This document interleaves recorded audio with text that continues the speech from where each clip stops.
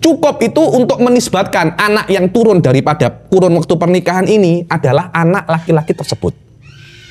Jadi tidak bisa yuk kita tes DNA yuk.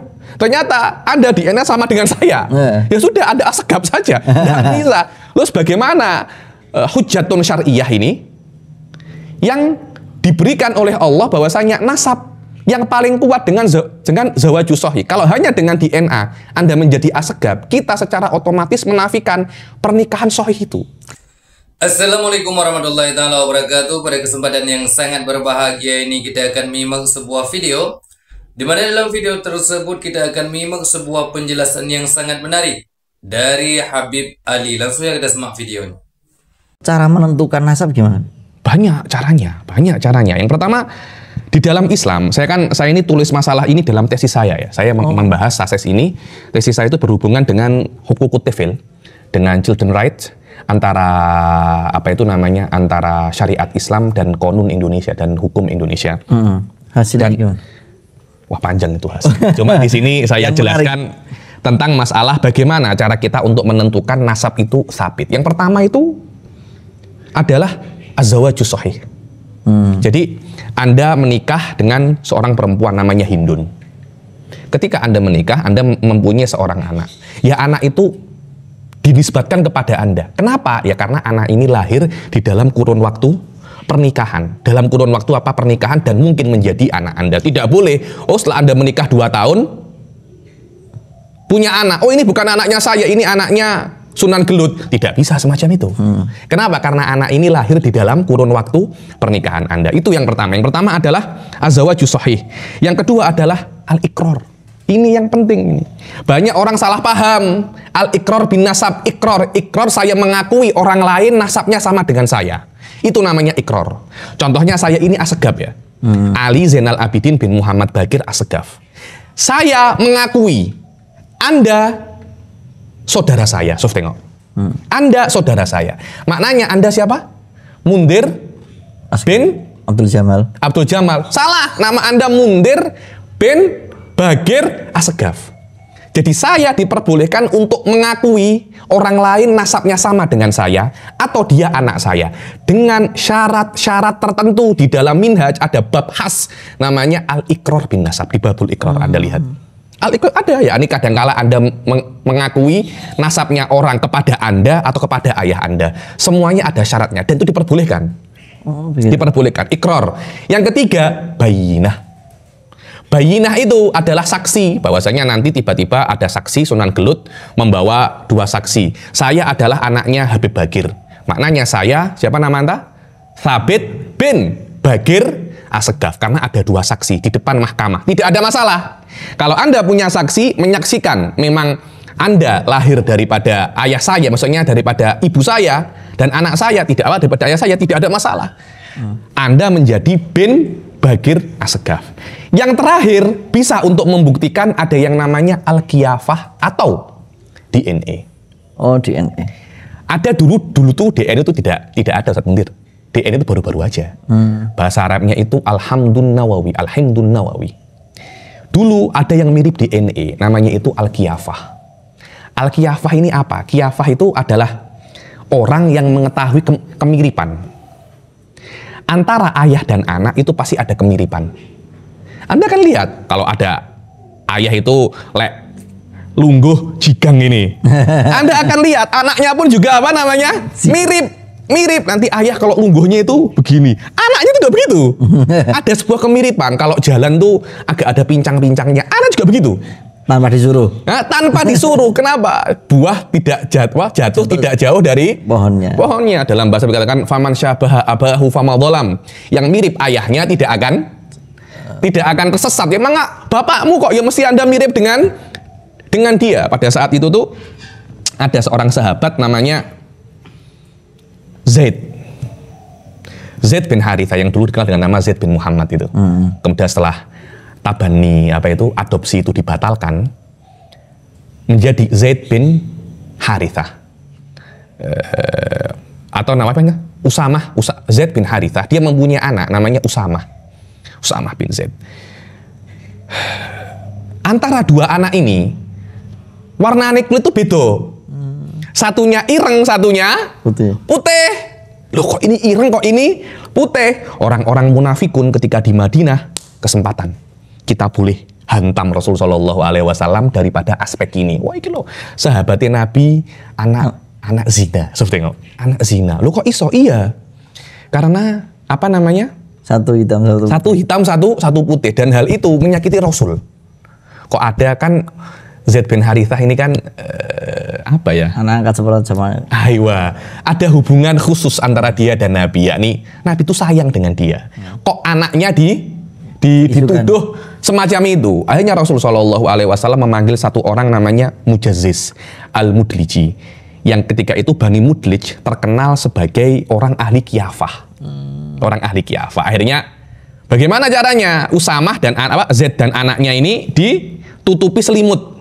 Tinggal kakinya saja, kaki putih dan kaki hitam. Tidak ada yang tahu ini apa. Tidak tahu ini apa dan tidak tahu ini siapa. Dipanggillah Mujazziz. Piye menurutmu kaki ini? Katanya Mujazziz ini, wallahi, hadhil arjul ba'duha min ba'd. Ba'duha min ba'd. Maknanya iki duluran iki katanya. Iki duluran. Nabi Muhammad seneng. Langsung ngomong ke Sayyidah Aisyah, ya Aisyah, delok-deloken apa jenenge, apa yang dikatakan oleh apa namanya Mujazziz iku piye, bahwasanya memang ada apa namanya, ada kemiripan antara struktur dua kaki ini gitu loh, ada dua kaki ini, walaupun kulitnya ndak mirip, tapi strukturnya itu mirip. Di sini Rasulullah SAW mengakui bahwasanya kiafah itu bisa untuk thubutun nasab, dan itu ada babnya di Minhaj, namanya di Minhajut Thalibin, namanya babul kiafah. Terus begini, babul kiafah. Kalau sekarang, maaf, zuriyah Rasul sekarang, itu bisa nggak, mungkin nggak itu di tes DNA untuk membuktikan ini karo ngopi iki. Rada medeni soalnya. Untuk membuktikan bahwa benar-benar itu keturunan Rasul. Cara menentukan DNA, kalau DNA itu kan ambil akarnya, terus sampel cabangnya kan begitu. Kita mesti paham dulu bahwasanya kiafah itu memang cara untuk thubutin nasab.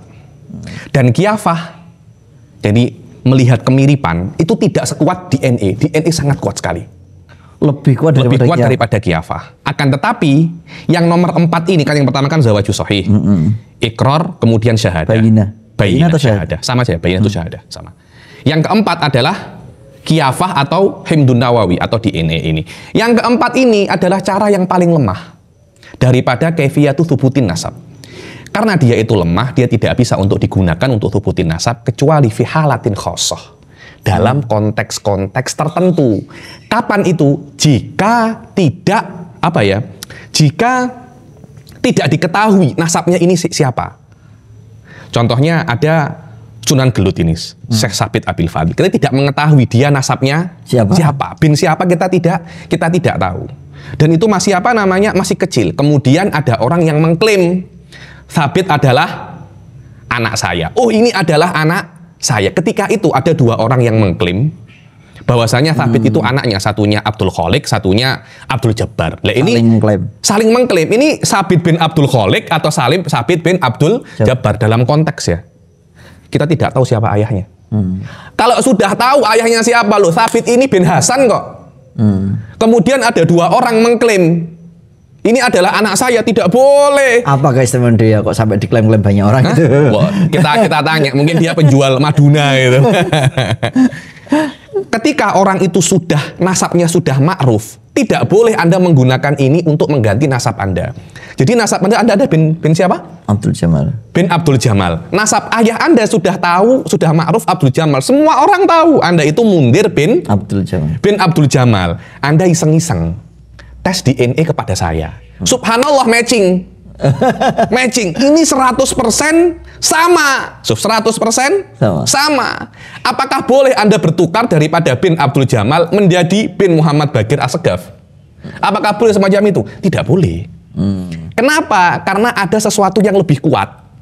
Apa? Zawaju sahih. Ada pernikahan yang sahih disaksikan oleh banyak orang.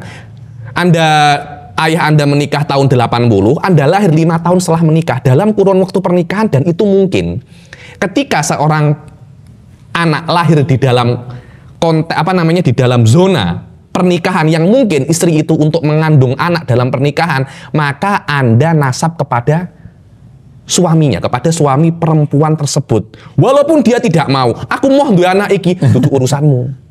Karena Anda sudah menikah dengan ibu saya, dan saya lahir di dalam kurun pernikahan itu. Saya adalah anak Anda, walaupun Anda tidak mengakui. Walaupun Anda tidak mengakui. Itu yang namanya zawajus shahih. Dan itu yang paling kuat.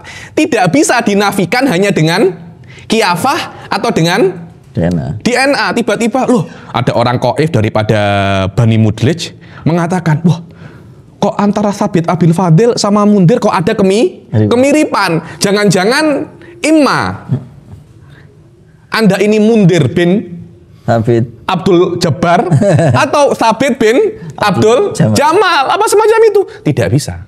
Kenapa? Karena sudah masyhur dari awal, bapak Anda berbeda, bapak Anda juga berbeda, dan semua menyaksikan pernikahannya, walaupun tidak menyaksikan perjimaannya ya, tapi menyaksikan pernikahannya kan.